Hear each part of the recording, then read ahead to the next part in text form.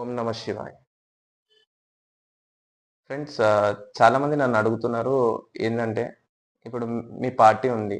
మీ party ఏం చేయాలనుకుంటుంది? ఒకవేళ ఆహ్, మీరు ఫార్మ్ చేస్తే నెక్స్ట్ ఎలక్షన్స్‌లో లేదా మీరు గెలిస్తే ఏం చేద్దాం అనుకుంటున్నారు అనేసి కొంతమంది అడుగుతున్నారు.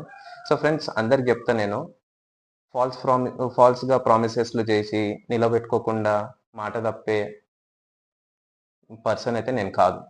సో ఫస్ట్ ఆఫ్ ఆల్ నేను ఏదున్నా వాలిడ్‌గా మాట్లాడతా. దానికి న్యాయం జేయడానికి పోరాడతా.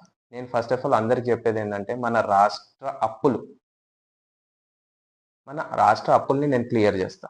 అది ఎట్లా అని మీరు అడగొచ్చు. ఎందుకంటే అది లక్షల కోట్లుంది. So, not at a time, but slowly మేము దాన్ని తగ్గిస్తాం. పే చేసుకుంటూ పోతాం. ఇంకోటి, క్వాలిటీ ఆఫ్ ఎడ్యుకేషన్. ఫ్రీ ఎడ్యుకేషన్‌తో పాటు quality of education. Government schools గాని, కాలేజెస్ కానివ్వండి, ప్రైవేట్ కాలేజెస్ స్టాండర్డ్‌కి దాన్ని తీసుకొనెళ్తాం. హాస్పిటల్స్. ఈరోజు చూసుకుంటే మనం గవర్నమెంట్ హాస్పిటల్స్ ఏదైతే ఉన్నాయో, అది ఒక